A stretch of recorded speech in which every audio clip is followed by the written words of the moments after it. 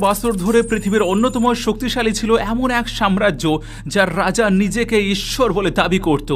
এই সেই সভ্যতা যার মমি, যার পিরামিড, যার রহস্যময় কাহিনীগুলো আজও মানুষকে হয়রান করে রেখে দেয়। কিন্তু এত শক্তিশালী সাম্রাজ্যের উদ্ভব কিভাবে হলো আর পরে কিভাবে তার পতন ঘটেছিল, এটাই আমাদের আজকের ভিডিওর প্রধান বিষয়, অর্থাৎ এনসিয়েন্ট ইজিপ্ট বা প্রাচীন মিশরের ইতিহাস।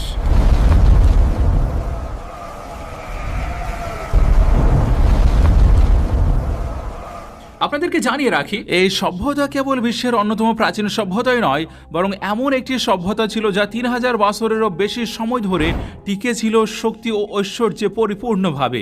এই সভ্যতার জন্ম হয়েছিল এক নদীর তীরে, হ্যাঁ, নীল নদীর তীরে।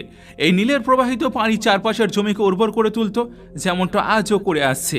আর এটা তো স্বাভাবিক যে নদী যেখান দিয়ে বয়ে যায় তার তীরবর্তী মাটি অত্যন্ত উর্বর হয়ে যায়, ফলে ফসল ফলানো সহজ হয়ে যায়। তাই নীল নদ মিশরের মানুষদের জন্য ছিল এক বিশাল আশীর্বাদ। আর ইতিহাস বলছে মিশরবাসীর কখনো খাদ্যের অভাব হয়নি। আর যখন মানুষের পেট ভরে যায় তখন সে চিন্তা করতে শুরু করে জীবনের অন্যান্য বিষয় নিয়ে। ঠিক তেমনই যখন তাদের কাছে খাদ্যের প্রাচুর্য এলো তখন তারা শহর গড়তে শুরু করলো, নানান শিল্পকলা শেখা শুরু করলো এবং সময়ের সঙ্গে সঙ্গে তারা বিশাল বিশাল স্থাপত্য নির্মাণ করতে শুরু করলো। তাদের দৈনন্দিন জীবনও ছিল আকর্ষণীয়।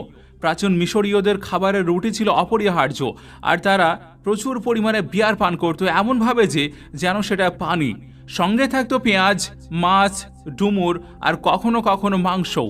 তাদের পোশাক ছিল সাধারণ লিনেনের তৈরি, যা গরম আবহাওয়ায় আরামদায়ক থাকত। কিন্তু সৌন্দর্যের ব্যাপারে মিশরীয়রা ছিল অত্যন্ত আগ্রহী।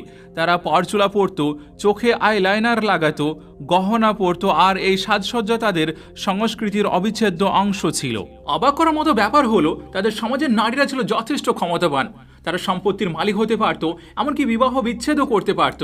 অর্থাৎ সমাজে তাদের একটি সম্মানজনক অবস্থান ছিল। এবার এখন আসি মূল কাহিনীতে। প্রায় খ্রিস্টপূর্ব 3100 সালের দিকে মিশরের রাজা নারমার, যাকে অনেকে মেনিস নামে ডাকেন, তিনি এক অভূতপূর্ব কাজ করেন। তিনি আপার ইজিপ্ট এবং লয়ার ইজিপ্টকে একত্রিত করে একীকৃত মিশর প্রতিষ্ঠা করেন। আর সেই থেকে শুরু হয় প্রাচীন মিশরের রাজকীয় যুগের সূচনা। নারমার মিশরকে এতটাই শক্তিশালী করে তোলেন যে সাধারণ মানুষ পর্যন্ত বিশ্বাস করতে শুরু করেছিল যে তাদের নেতা একজন মানুষ নয়, বরং তিনি একজন দেবতা। এইভাবেই প্রাচীন মিশরের কাহিনী শুরু হয় নারমার থেকে, যার পরবর্তী অধ্যায়ে আসে বিশাল পিরামিড, মমি